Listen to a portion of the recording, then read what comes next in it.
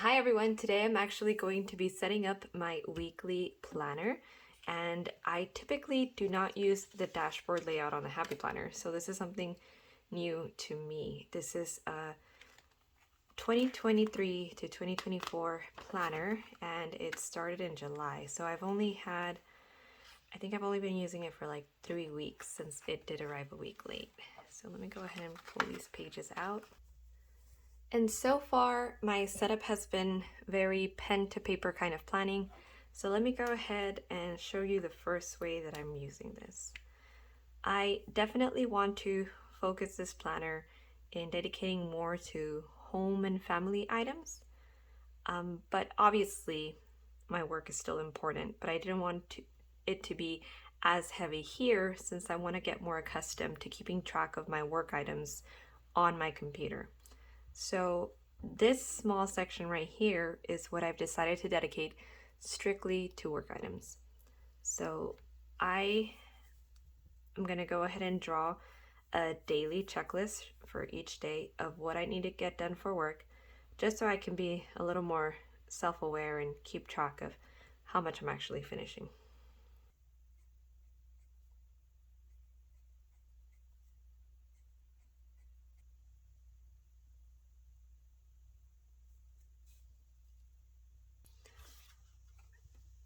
So here you can see I wrote in the word SALT, and that's pretty much an abbreviation for the 4 inboxes I need to keep track of on a daily basis.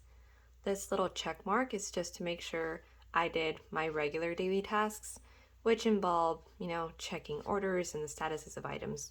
So inboxes, daily tasks, and then I also like to keep track of how many hours I did, since even though I work part-time, I have a very flexible schedule. So sometimes it may be a 4-hour mark, sometimes it may be an hour and 15 day. So that varies, and I like to keep track of that. Now, I've actually been playing around with this section over here.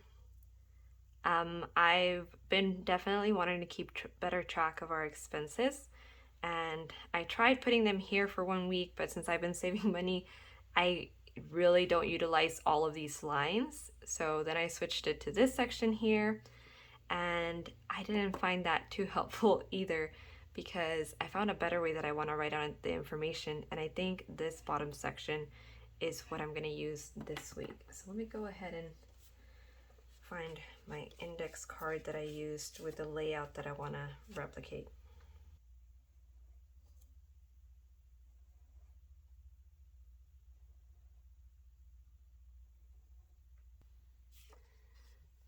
So I like this method because it's a very compact way of keeping track of your transactions throughout the week. Obviously, I do recommend for you to have a more detailed version, but for a quick jot down, I find this to be helpful. And let's say if today I go to the groceries, I would go ahead and write it down right here, the expense, or if I do get gas. Or if it happens on another day, I would add in the date, go to the category that it's at, and write down the expense as well. So something that I had last week was that right on this top section, I wrote my top 3 goals for the week. And instead of having them over here, I'd like to transfer them to this page instead. Since here, I like this section now to write out the things I want to get done during the week. That matches the main plans accordingly, or my bigger picture items. Okay, so last week, my top 3 goals were kitchen tidy. Let me just go ahead and read them off.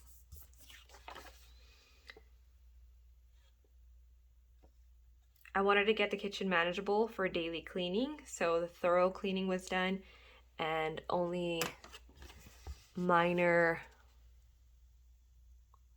daily cleaning had to be done. Desk arrange, I wanted to clean the surface of my desk with necessary items for work. And then finally, I wanted to have a no spend week, so work focused week with a no personal spend goal to be done. From these, I completed this one and this one, and it felt so good to see that kitchen tidied up again. But for the desk arrange, it didn't happen. Nothing got done for that. But it was a successful no spend week for my budget. So definitely the desk arrange is something I want to do. I recently moved my desk from the spare bedroom that we had into our main bedroom. And the reason why that happened was actually because I was going to have my parents over for, I think they were going to be over for like almost an entire week, but I still had to work. So instead of interrupting them and going into the spare bedroom to work, I moved all of my items over here. After they headed out, though, I noticed that having my computer on this side of the house really helped the baby sleep better because I wouldn't be having to walk across the house and, close that door or do calls over there. So it's just helped her sleep smoother throughout the entire morning while I work. So I decided to keep my desk in here. However, the bedroom area, I don't really necessarily like the layout we have right now. So that and the fact that the desk is just a mess. Like there's papers here that I don't even think I need. So I almost wonder if maybe the layout is already perfect, but maybe I should just clean the desk. I don't know.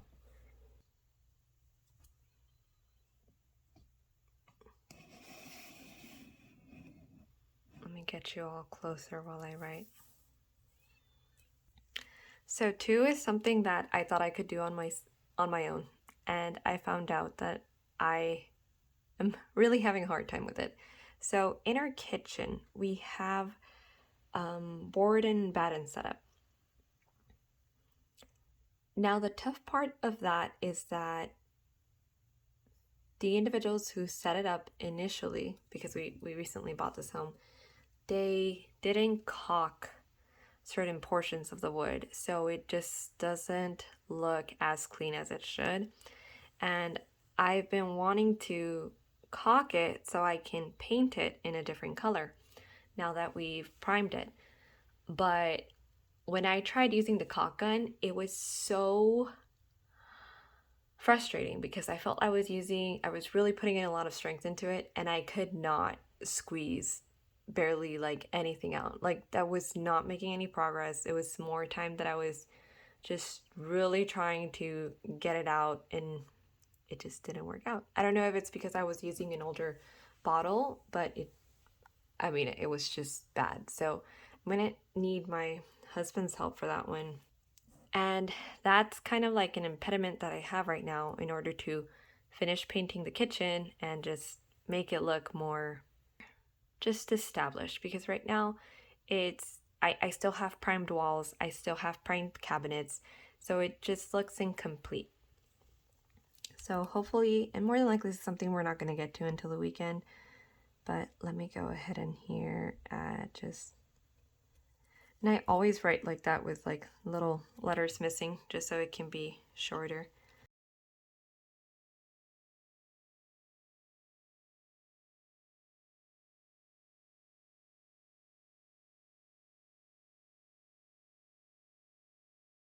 So the last thing I'm going to put here, it's just something that I've been thinking about a lot. My laundry room, mudroom/mudroom. Those we never finished priming. We never finished priming the cabinets or anything in there. You can still see the original wood which very much has a yellow tint. And recently I finished cleaning out the area of the washer dryer and above it. And it's been really nice to go in there and even fold in there. So now that I've kind of done that, I'm so tempted to just go ahead and finish priming that area so it can be ready for a different kind of paint and just sprucing it up. And I've been really like this has been a very tentative task because I completely want to gut out the mudroom section. There's just so many things that I wish the layout in there was different, that it could make it so much more useful than it is right now. And because of that, I haven't been wanting to do any updates on it. But something that I learned from my years of renting is that you typically spend more time in a place than you would think.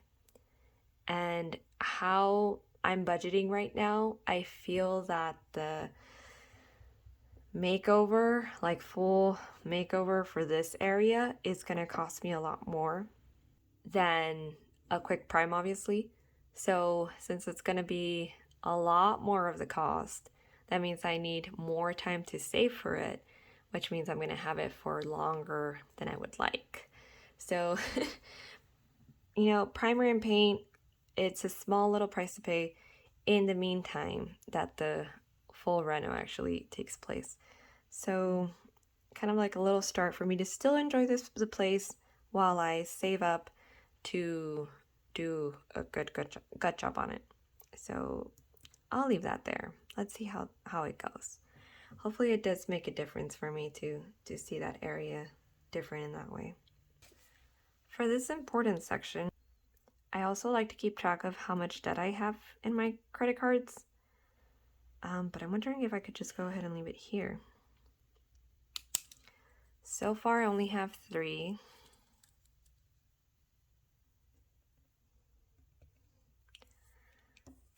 And the one with the biggest balance right now is on my Discover. My Amex is just a doable payment, so right now I'm just doing it monthly.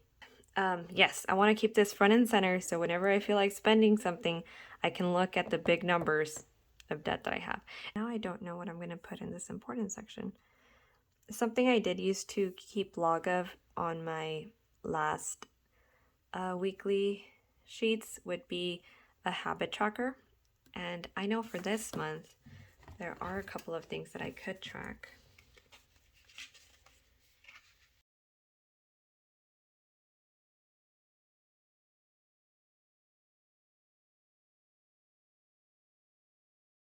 Goal for this one is 2 to 3 times per week, and goal for this one is anything before 8 p.m.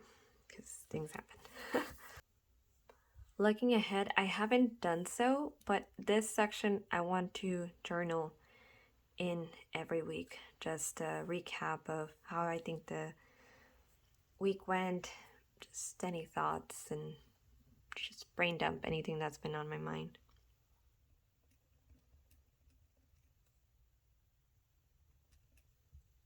So on the bottom, I keep the things that aren't as pressing, but that I do need to get done. And on the top, I think I just write in things that I would like to dedicate, my focus on. So that kind of just wraps up my weekly planning and how I am using the dashboard layout for now. And before I go, I want to show you my daily planning.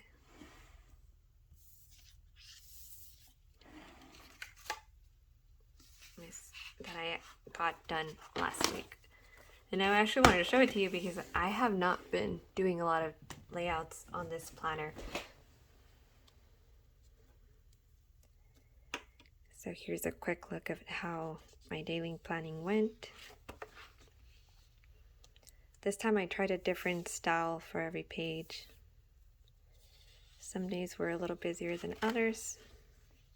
Really enjoyed this one. And then on this day, I had my parents and grandparents over, so I didn't plan anything for Friday or the weekend. But those were my 4 days of daily planning pages.